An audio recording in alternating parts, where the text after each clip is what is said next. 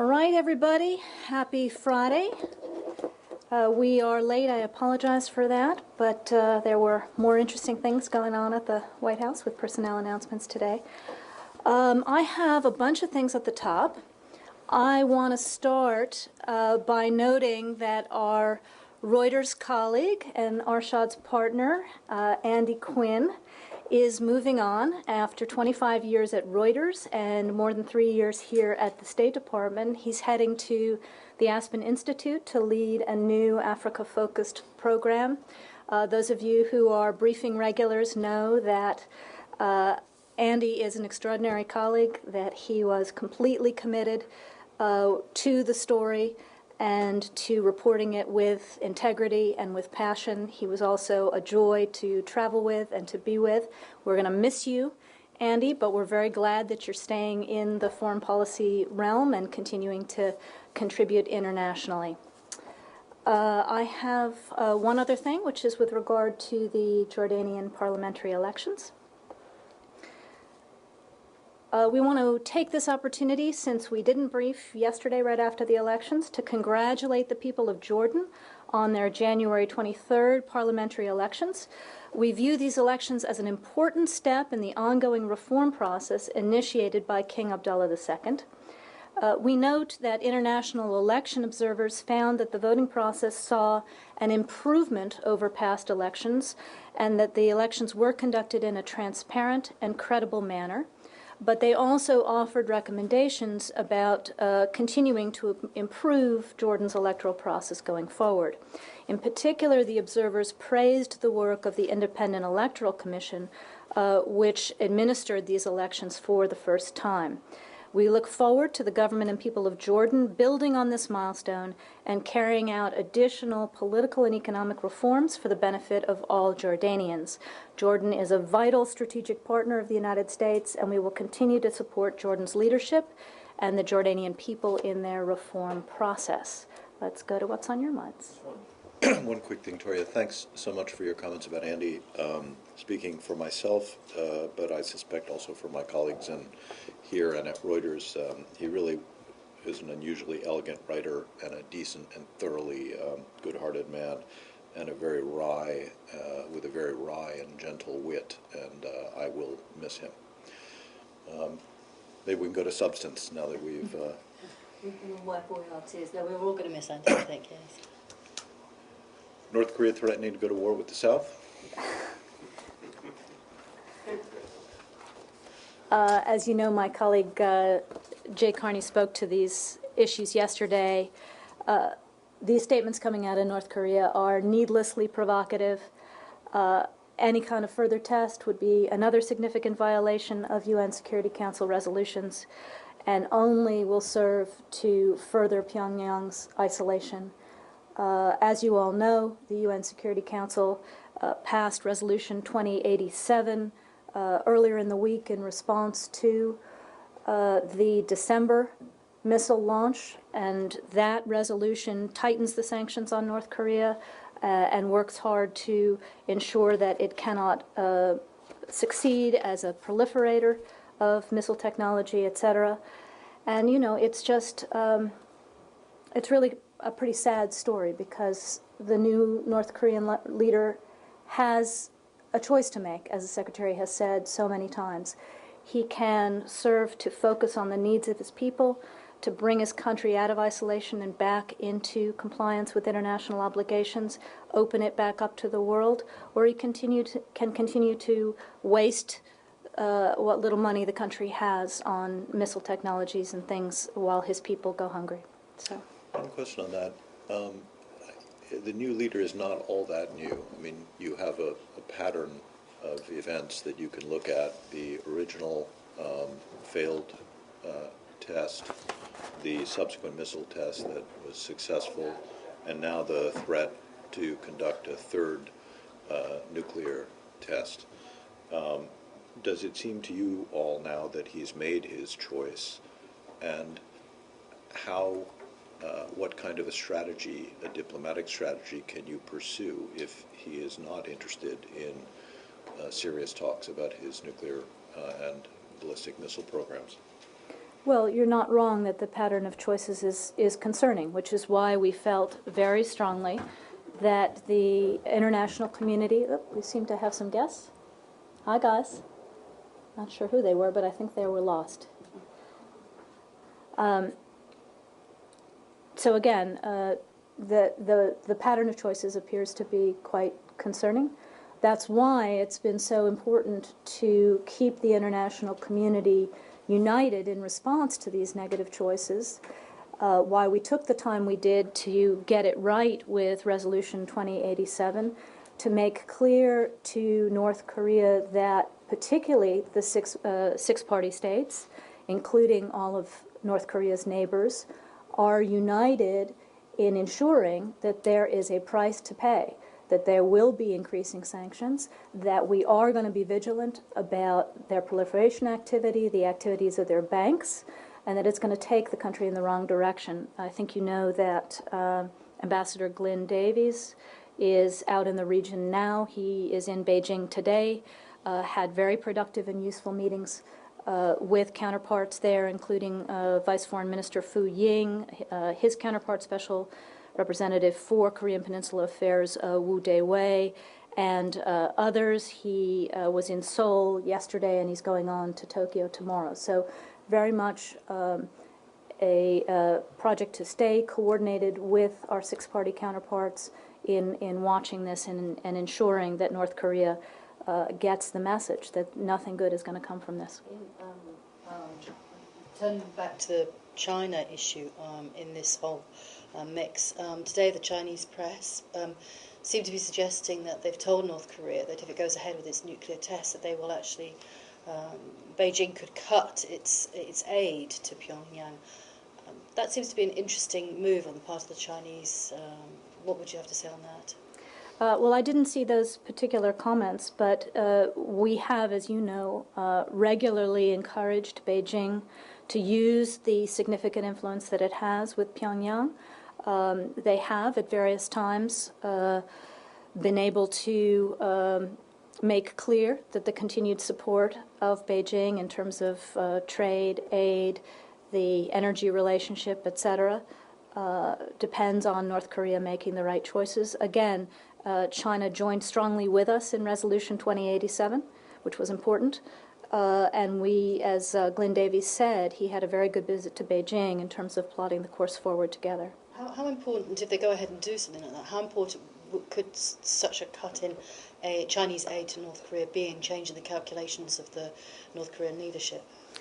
Well, I don't want to speculate on scenarios to be determined, but obviously North Korea remains quite dependent on its aid and trade relationship with Beijing. Are Still on the this? six-party talks off, as they seem to be indicating in the North Korean statement? Well, we've made clear for more than a year now that the six-party talks couldn't go forward to a new round unless we saw real evidence that the DPRK was prepared to meet its obligations. So we're still in the state that we've been for more than a year in terms of not having the kind of intent that we need to go forward. Still on North Korea? Yeah, please here. This time around, do you have any reason to believe the North Koreans will get that message and actually take a step on, well, make what you would call the right choice and actually open up to dialogue or perhaps discontinue their programs or even do anything in the right direction?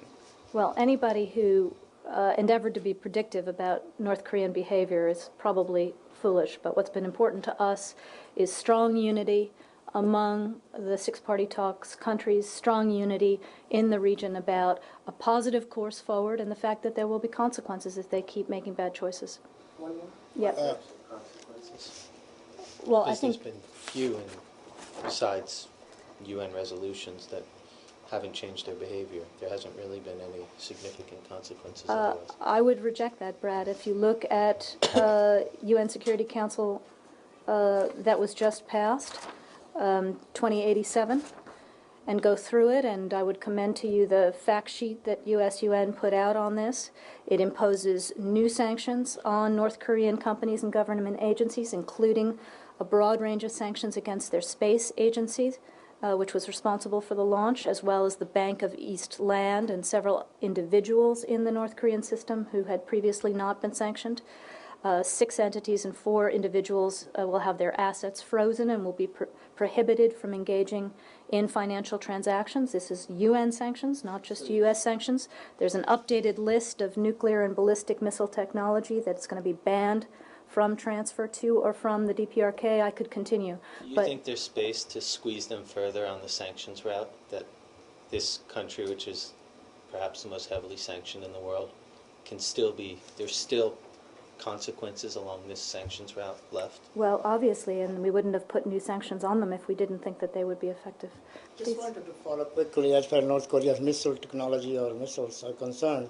Despite UN Security Council resolutions or UN sanctions, international sanctions, still North Korea is continuing and not listening to the international community. So if China is with you, madam, since China was always helping North Korea, but who else is behind this technology or behind North Korea?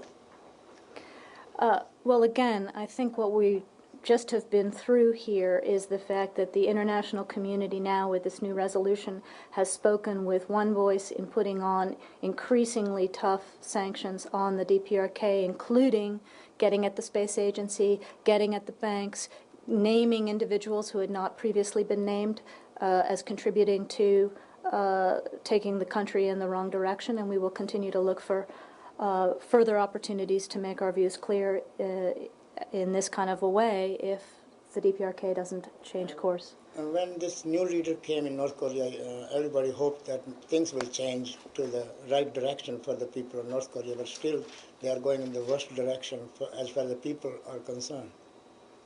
Well, again, we would certainly agree with that. I mean, as you know, we were a year ago engaged in trying to work out some kind of a food assistance deal, but we didn't get the kind of assurance that we needed from the government that it was going to go to the right place. So it's a very disappointing. Please. Thank you. Does the United States have any separate plan for additional sanctions toward North Korea for the third nuclear test?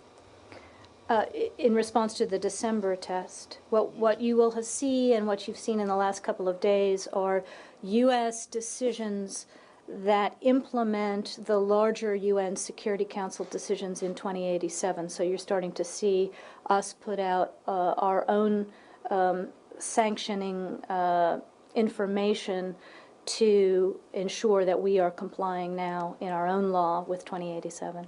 So Change topics? yes. The Israeli elections? Yep. Okay. I wonder if you have a reaction to the outcome of the election result, and how is that likely to impact the peace process?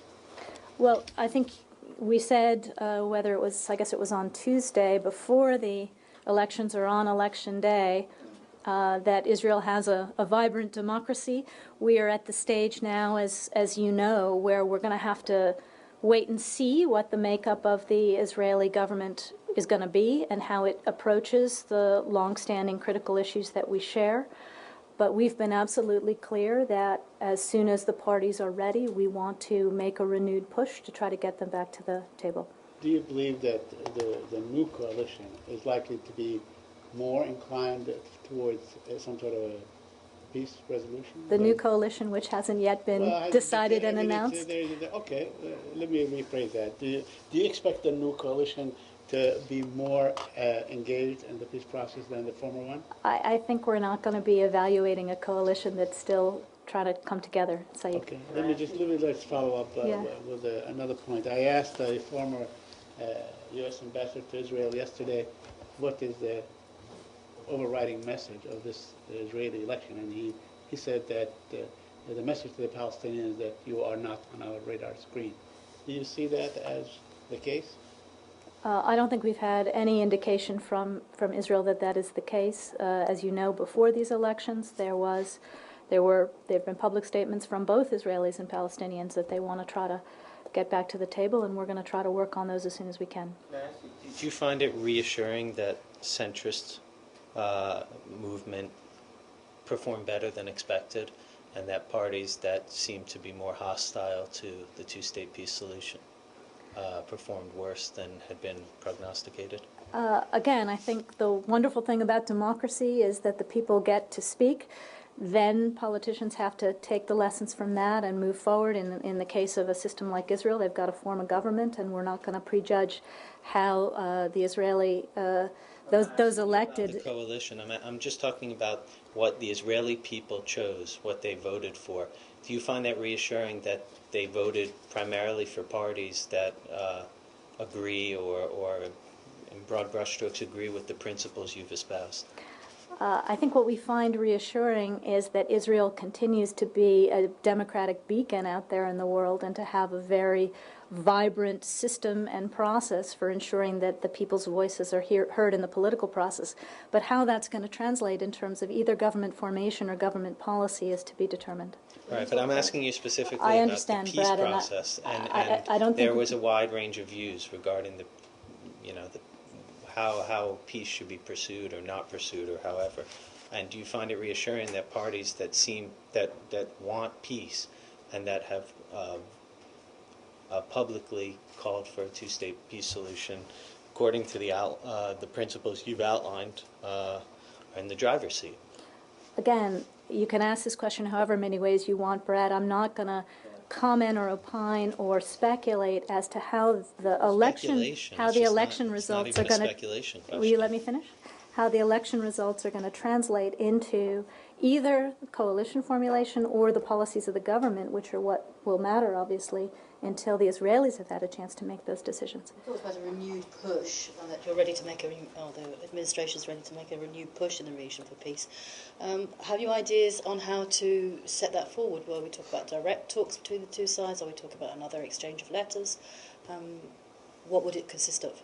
Well, we've always favored getting the parties to direct talks, to a table together as quickly as we can. So we will continue to talk to both sides about what makes most sense and how quickly we can move. Because I think there might have to be some kind of guarantees on both sides. I mean, obviously the Palestinians have long asked for the settlement building to be halted, and that would bring them back to the table. And on the Israeli side, there are also obviously similar conditions that they'd like to lay down. Do you see some kind of the United States facilitating some kind of conditions? How would it work? Well, for decades, as you know, we have endeavored to facilitate this process however appears best based on where the parties are at the time. But I think, again, at the stage that we're at, which is 3 days after an Israeli election and before a new government is formed and we've had a chance to talk to them about policies going forward, I'm certainly not going to speculate on the how. Well, we know where we want to go, and we know where we believe they also want to go. If we can be helpful, we will continue to try. Jill? Syria? Yeah. Before we go to Syria, I Yeah. have one more question. What steps should the Palestinians take as a result of this election right now? What kind of thing you urge them to do immediately?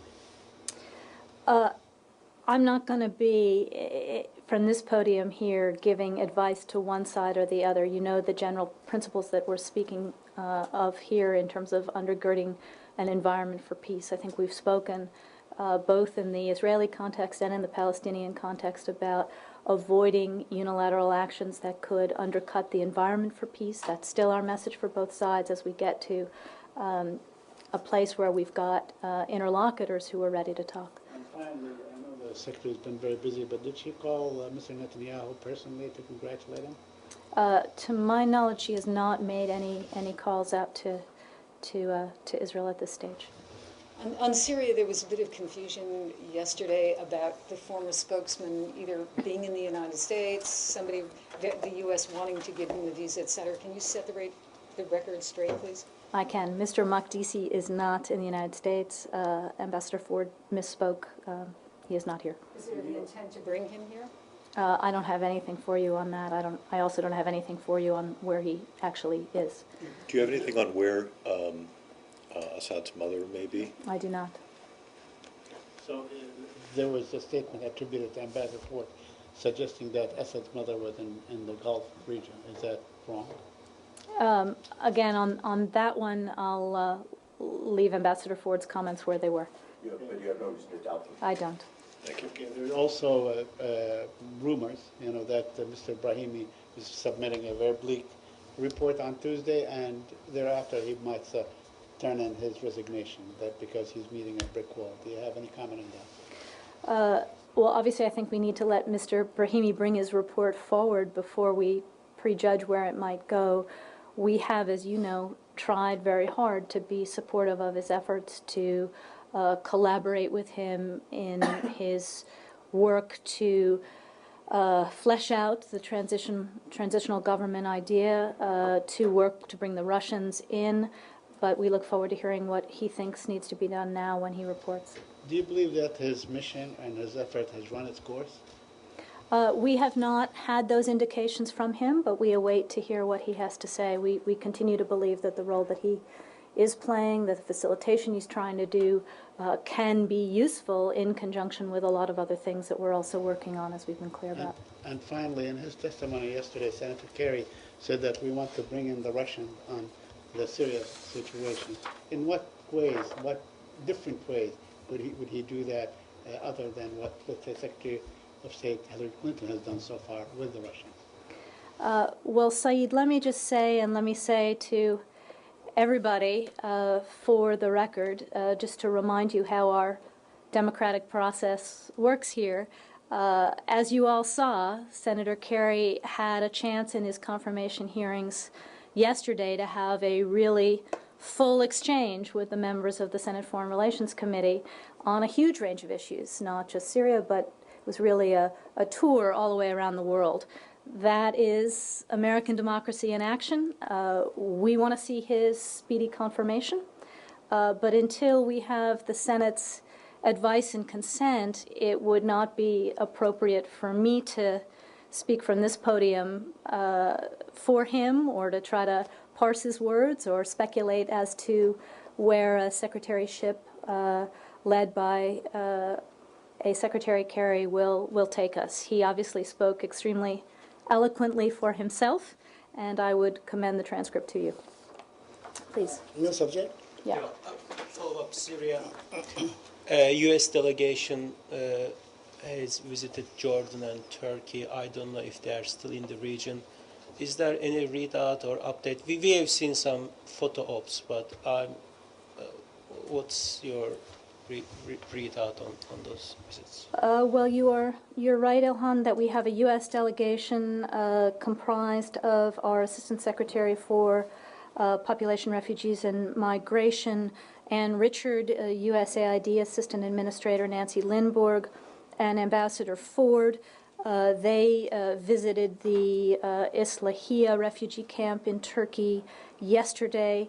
They also had a chance yesterday to be in Ankara to meet with Turkish officials and some of the members of the Syrian Opposition Coalition Assistance Coordination Unit. This is the unit that the SOC created to try to work better with the international community, both on humanitarian and on other kinds of assistance to the Syrian people. Tomorrow, Assistant Secretary Richard and Assistant Administrator Lindborg will go to Amman to continue their consultations on the humanitarian situation. And Ambassador Ford is going to go to Paris to attend a meeting on assistance to the Syrian opposition that the French government is hosting. They're calling it a partner support meeting on better targeting assistance. I think we'll have a little bit of a announcement right after the briefing. One of the things that they are announcing on this trip is an additional $10 million from the United States, primarily directed at getting flour into the north of Syria, into bakeries in Aleppo, where there's a real crying need, and we'll have more on that for you later in the day. And then from there, Ambassador Ford goes on to Kuwait for the humanitarian assistance meeting. In recent days, one of the Syrian groups started petition. It's about this new program by the UN, revised humanitarian assistance response plan, launched by the United Nations, and apparently it's about $500 million, about $519 million. this petition it says that the plan states that it aims at supporting the government of Syria. So this is a partnership with the current Syrian government to send $500 million humanitarian assistance to Syrians. So there's this apparently the problem that how the government is going to help Syrians while they keep bombing across country. Well, I'm not sure what you are looking at there, Ilhan, as your backdrop, but the humanitarian aid situation has been difficult and complicated for a long time, as you know. UN agencies are required to work with the host government in order to get access in the country. And so, the UN doesn't have any choice but to continue to pound on the Syrian regime to let them get into the most difficult areas. And you know that this is not a new problem, particularly when the regime is conducting military operations. And we've seen this for more than a year, whether you're talking about Homs or Hama or Aleppo or Damascus. So, that is one of the constraints. And as we work with UN agencies, we are continually urging them to find new and different ways to get assistance into Syria. So that's one problem. But it also speaks to the need to work with non-governmental organizations and others who are in the border states who are able to get assistance directly to Syrians who are going back and forth, because sometimes they are able to get access to areas that the UN is not. I have a bunch of questions on that, but I'm going to not going to ask today. This apparently raises some questions. First of all, the government doesn't have control most of the countries, and second, in the past experiences, apparently there's a huge corruption. Even the humanitarian aid goes only to places that the regime has control over. Yesterday, I believe, the president of Syrian coalition said that they need $3 billion for a transitional government to create transitional government. Do you have a comment on that? Everybody pressures them to create this transition government, and they say we need $3 billion to do that. I hadn't seen that number or those comments either. However, we are in broad consultation with the Syrian opposition coalition, including at this meeting that the French are going to host tomorrow, about moving forward on transitional governing structures, about what the needs are going to be, and this is one of the reasons to bring the major donor partners together with the SOC. Change the subject. Yeah. Can on Syria, Jill? No? It's too late. The French also announced that there is a meeting in Paris on the 28th. Who's representing the United States in that meeting? I think I just said Ambassador Ford. Ambassador Ford, Yeah. I'm sorry. Okay. Russia, can you tell us? Scott on Syria. Yeah. Does contact between U.S. officials and the Free Syrian Army include the issue of combat between FSA and Kurds?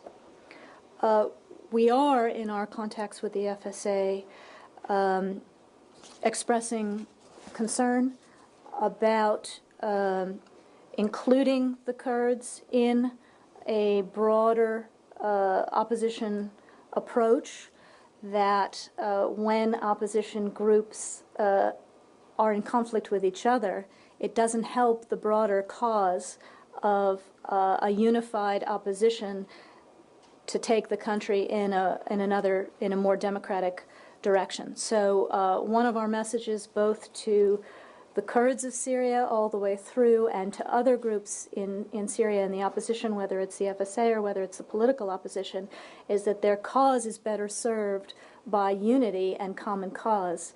But we are aware of some of these skirmishes that have been going on in the north, and we're concerned about it. Can I ask you about Russia? Yeah. Can you explain the U.S. decision to end the civil society working group, U.S.-Russian working group?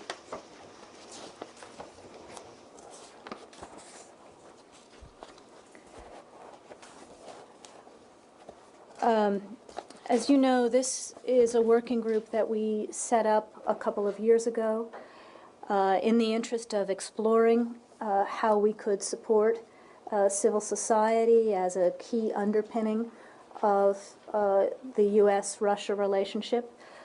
We have now decided to withdraw from the Civil Society Working Group of the U.S.-Russia Bilateral Presidential Commission in light of recent steps taken by the Russian government which impose really strong restrictions on civil society.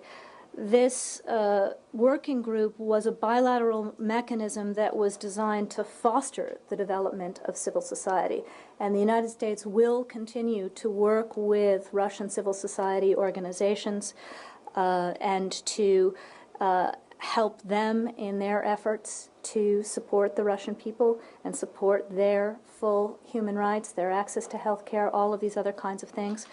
And we remain committed to a dialogue with the government of Russia on democracy issues and human rights issues, but this particular working group was not working.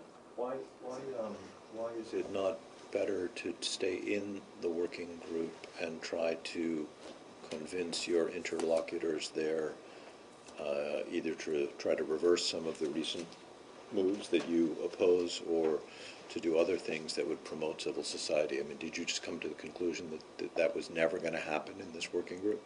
Well, as I said, the working group was not working. The new restrictions that the government of Russia was placing on civil society in recent months were increasingly calling into question whether maintaining this government-to-government mechanism was either useful or appropriate, and it was not advancing the cause of civil society in Russia, so we will do that other ways.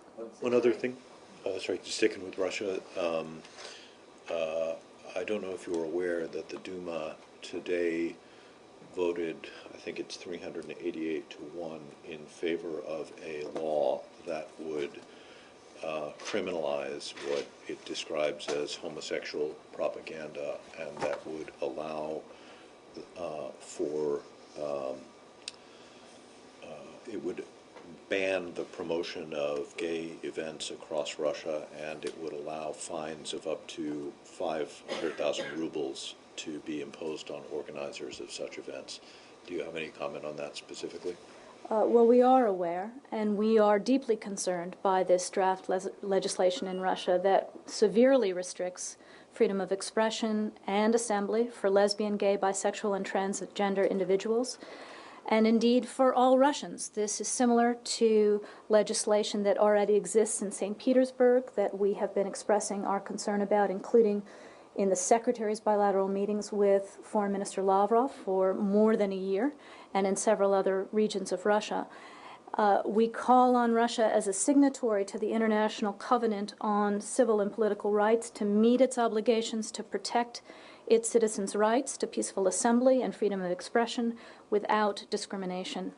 You know how strongly we feel about LGBT rights around the world, how strongly the Secretary of State personally feels that nobody should be discriminated against for who they love.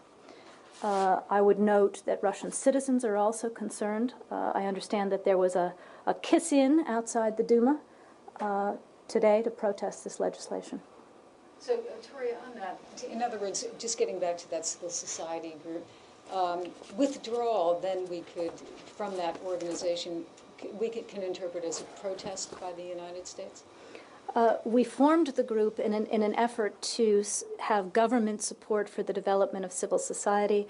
Our concern is that what we're seeing from the Russian government is taking the position of civil society in Russia in the wrong direction. So we would rather direct our efforts in other ways and continue to work on our direct support for civil society organizations who want to work with us. And yet direct support now is more difficult than ever. Absolutely. So how do you propose to do that? Well, we do continue to work with a broad cross-section of Russian civil society organizations.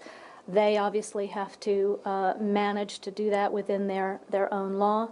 I think you know that there are lots of countries where we do this from the United States. We do it from offices in third countries, but as long as there are Russian civil society activists who want our help, who want our support, who want to connect with civil society organizations in the United States, we will help them.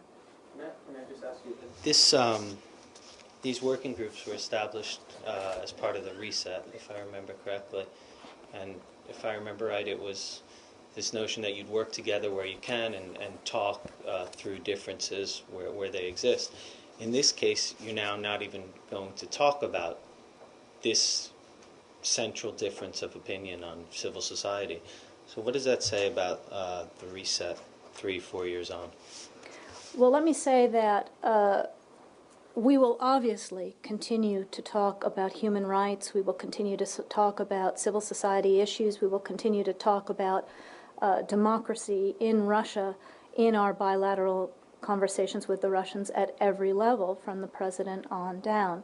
That's a different matter than whether it makes sense under the bilateral presidential commission to have a working group when that working group is not advancing the ball. So you'll remember that as part of the reset, we established this presidential commission with lots of different working groups on everything from economy to health to nuclear things to many other issues that we work on together. This particular subgroup is not doing what we set it out to do, and so we've withdrawn. So I suppose the question is, are the other groups working?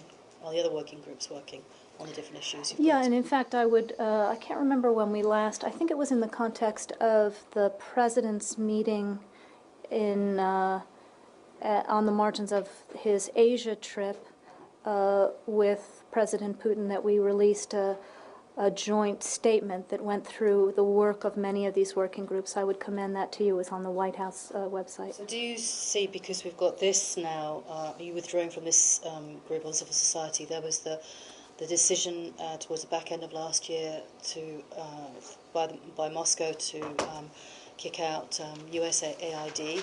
Are these just bumps in the road of your relations with Russia, or is it indicative of something much more serious? Well, I think beyond saying what we've been saying, which is that we will continue to work with Russia on as many areas as we can where we see interest in cooperation, whether they are bilateral issues, whether they are regional issues, or whether they are global issues. But we will also speak straight when we have disagreements, as we have, whether it was on the sovereignty and territorial integrity of Georgia, whether it was on human rights, whether it was on Syria. I don't think it makes sense to try to give that relationship a grade. It has always been something that we've both had to work hard on, and I think we'll continue to have to do so. Please. Speaking of USAID, some in Congress now are questioning USAID, demanding information on this investigation into a contract that apparently some would allege was steered toward a former USAID employee. What can you tell us about that, the status of that right now? Well, let me first say that my understanding is that this relates to an investigation that is still ongoing. So I'm quite constrained in what I can say in terms of discussing the details. What I will say is from this building, we are confident that the investigation has not been compromised and that USAID has cooperated with the investigation. But I think we have to wait until it's completed. What do you mean you're confident that the investigation has not been compromised? There were some concerns about that, and I would just like to affirm here that it is our view that it has not been compromised. And are you confident that the employees that who are alleged to be under investigation or are reported to be under investigation acted properly? I'm not in a position to make that judgment in the middle of an investigation. That's why the investigation is ongoing. And right? last thing, when you refer to the investigation, you are indeed referring to the Justice Department investigation into this, correct? Not into an IG investigation or a congressional investigation? My understanding is we were talking about an IG investigation. I don't know what else you would be talking about. The AP reported yesterday that the Justice Department is conducting a criminal investigation into possible contract rigging by the General Counsel at USAID What I have pertains to an IG investigation. If we have anything more on that or how they might link, I'll get back to you. Yeah. You want to give the relationship with Russia a grade. I mean, why not? How do you evaluate your relationship with Russia? I mean, the president spoke of a reset policy, I think, at the time, provided that Russia cooperates with you on a number of issues.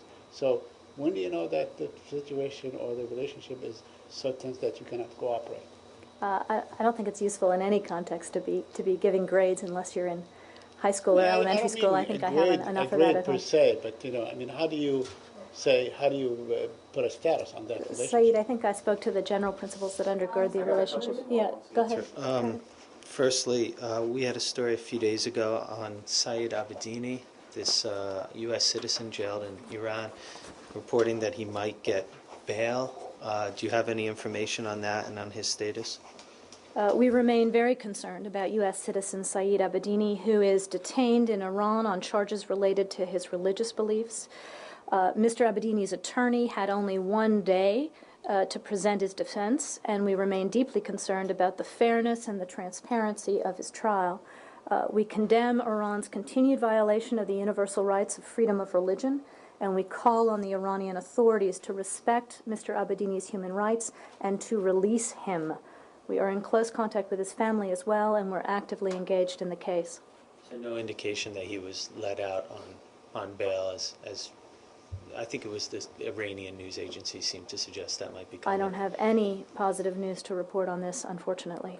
And then on another issue, there's been some reports about mysterious gold transfer that seemed to have made its way from Ghana to Turkey, had a brief pause there, then to Dubai, and then to Iran. Do you know anything about this, and do you know what it means?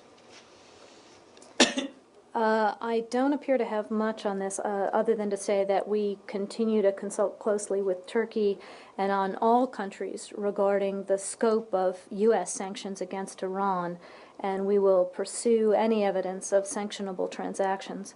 But I don't have anything on this particular set of You haven't had any alleged circumstances. discussions with Turkey specifically on this? I don't have anything to share on that one way or the other. Okay. Stay in the region, Iraq. Yep. Very quick question. Today, according to reports, 5 protesters got killed today in Fallujah, Iraq. Are you able to confirm during protests by the Iraqi security forces? I'm not in a position to confirm numbers, but I will say that we are concerned about the use of deadly force during today's protests in Iraq. We understand that the Iraqi government has now issued a statement indicating that they are initiating a very prompt investigation into the incidents and that they have called for restraint by security forces. We obviously stand ready to assist in that investigation if asked. But we would also say that as the government and government forces show restraint, the demonstrators also have a responsibility to exercise their right to protest in a non-violent manner, as well as to continue to press their demands through the political process. Please, Arshad. I have two sort of discrete ones. Yep. One is My nose is running. we have a report saying that P5+1 talks with the Iranians that had been hoped to be held next week are actually likely now to slide into February. Do you have anything on that? Other than to say we are continuing to consult with the Iranians to determine dates and a venue, unfortunately, I don't. We've been surprised that the Iranians keep coming back again and again with new preconditions, new dates and venues, and we haven't been able to settle yet, but we're going to keep trying. They've been coming back with substantive preconditions or with date and venue related preconditions? They've been coming back with preconditions on the modalities for the talks. So, we're not to the point of substance yet. We're still trying to figure out when and where. And then one other one. We have reported that South Korean petrochemical company Samsung Total Petrochemicals has revived a contract to buy Iranian oil after more than a year of not buying any. And it appears that the reason they have done so is that they're getting the oil pretty cheaply. I realize that the NDAA sanctions refer to purchases by a country as a whole and not individual companies, but are you troubled by by the prospect that one of your allies, oil companies, after stopping buying Iranian oil, is now starting up again? Arshad, let me take that one because I need to check on whether our facts and yours are the same and how we would react. Please, Molly. Yep. There have been increasingly harsher tones coming out of Paris, both from the President Hollande, and the Defense Minister with regard to the determination of the French of going further to clean up this situation in Mali, whereas initially it was seen on the French side as a temporary operation by French troops which would be replaced by these ECOWAS. The French were not so inclined to get deeply involved in Francophone Africa for obvious reasons. They are treated like heroes. People are putting out French flags, but that's not going to last forever if the French remain a long time. Now, after the statements of Prime Minister Cameron, the intervention, I think, of the EU is going to get involved in this. This looks like it's going to be a much longer war and more serious operation. What is the U.S. view of the situation as it's developing in Mali? Well, let me just commend to you some of the comments that the Secretary made during her Benghazi hearings with regard to the challenge that we are all having to confront, not only in Mali, but in the entire region. I think she obviously spoke quite eloquently about the challenge, that it's not only a security challenge, but it's also a challenge of governance and democracy and values. Our understanding of the ground situation is that French and Malian forces have been able to have some success in recent days. We talked about Diabolo the other day and Kona. They are now taking up positions in the city of Menaka, which is just to the east of Gao, and moving up into Gao and Timbuktu. But you're not wrong that the strategy here depends on both Malian and ECOWAS forces being able to come in behind, secure the gains, not only hold them but extend them, and also prepare the country for a restoration of democracy through elections this spring. So in that context, as you know, in addition to supporting some of the French requests, we are focusing our efforts on facilitating the ECOWAS forces, the AFISMA forces to get into Mali. Our understanding is that there are currently some 600 AFISMA troops in Mali, including 44 African staff at ECOWAS headquarters. We've got 162 from Nigeria, 50 from Benin, 204 from Togo, 36 from Senegal, 159 from Burkina. And we have some 500 plus Nigerian troops on the Niger border getting ready to go in. The U.S. is also, as we've been talking about, using our Akota facility to work with Niger, Nigeria, Burkina Faso, Senegal, Togo, Ghana in the coming weeks to ensure that they can sustain and continue these deployments and with longer term training in terms of what will be necessary to not only come in behind the French, but also to train and support the Malian forces in eventually being able to secure their country themselves. Your what facility? You said Our Akota facility, which we've talked about before. Let's see if I've got it written out here. The African Contingency Operations Training and Assistance Program. I think we're gonna put out a fact sheet shortly on Akota. Yeah. There's a P missing from the acronym at the end. Is there? Anyhow. African Contingency Operations Training and Assistance, Akota. Okay. And staying, just moving slightly in the region on Algeria, has there been any contact since the end of the hostage crisis between the Algerian authorities and the State Department to update you on how the attack at the oil facility took place and the subsequent decisions that were made by the Algerian authorities in handling the situation and releasing the hostages? Well, we are obviously in close contact with the Algerians, including via Ambassador Ensher on the ground there. I think I mentioned that we have an open FBI investigation now, so I'm not going to get into details as that moves forward, but we, like the Algerians, are obviously looking to get a full understanding of exactly how this transpired and what the motives were and who was involved so that they can be brought to justice. So that understanding hasn't evolved since we spoke on Tuesday? I don't have anything to share. It certainly has evolved, but you understand that once these things become a matter of investigation, there's not a lot we can say until the investigations are complete. Gail, quickly, and then we'll go to Scott and poor old Dana that was way in the back, and I missed her. Okay, go ahead. New subject. Yeah. My question is the Chicago courts on India.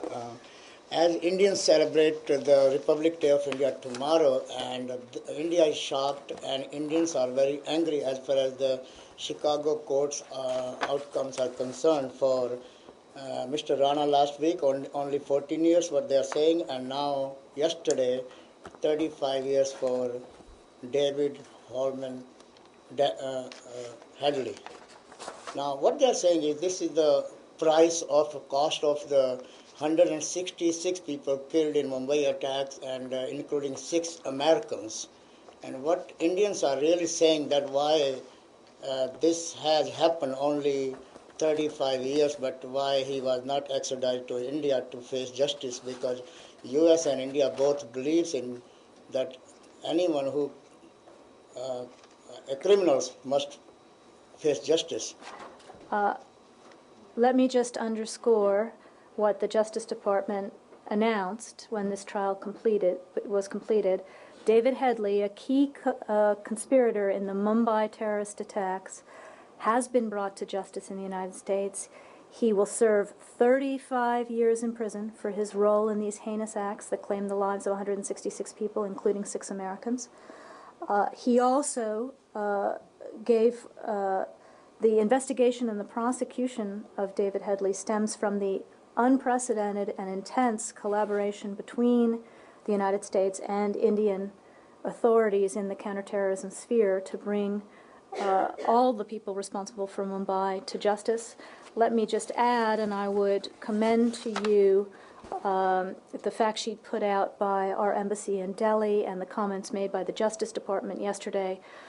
Not only did he stand trial, face conviction, now have to serve 35 years, but in the context of this prosecution, Mr. Headley provided information of substantial value in our efforts against terrorism, including testifying against co-conspirator Mr. Rana, providing extensive detail about accused terrorist Kashmiri and his network, who was indicted in 2009, as you know, and as well as submitting to questions from Indian law enforcement and working with U.S. investigators. So from our perspective, justice was served, and this is a very positive example of U.S.-Indian collaboration in the counterterrorism realm.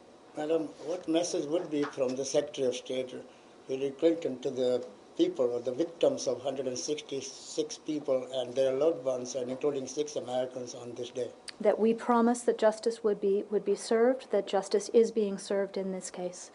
Please, Scott. On the same subject. Scott? Yeah, sorry. Go ahead. So two ministers, Indian ministers, expressed concern that they wanted to keep up the effort to extradite him. Are you continuing that dialogue, or is this just a matter of, because of the U.S. legal system, this is a closed, locked door that they're banging at? The Justice Department spoke to this. He's been tried, convicted, and will serve in the United States. Scott? Scott, I think we've done this one. Scott? Azerbaijan. Yeah. Do you have anything? There's been some instability in Ismaili. There was a warning for U.S. citizens, but do you have anything more specific to talk about the violence in Azerbaijan police response? Let me take that one as well, Scott. And we'll get to you. Dana? I have 2 unrelated questions. The first is a follow-up to Mali, Mm-hmm. and I'm wondering about the funding for Okota and these troops. Has the State Department asked Congress for more money beyond the initial $8 million that was allocated, and how much? We have, Dana, we have the $8 million that we already had, and then we've just notified Congress either yesterday or today requesting an additional $32 million. for the ACOTA effort, and we will continue to evaluate what more we might need as we work with our African partners. And secondly, I just wondered if you would be able to confirm that the specialty glasses that the Secretary is wearing have a Fresnel prism in them, or how long she's expected to wear the glasses. Well, let me just say, in response to lots of speculation, the Secretary is going to be wearing the glasses instead of her contacts for some period of time because of lingering issues that stemmed from her concussion. She sees just fine with them, and she also enjoyed some of the comments she saw in the press about the extra sort of diplomatic lift she gets from gesturing with them. So, all right. Thank you very much. I think we've gone a long while here, Gail. Thanks.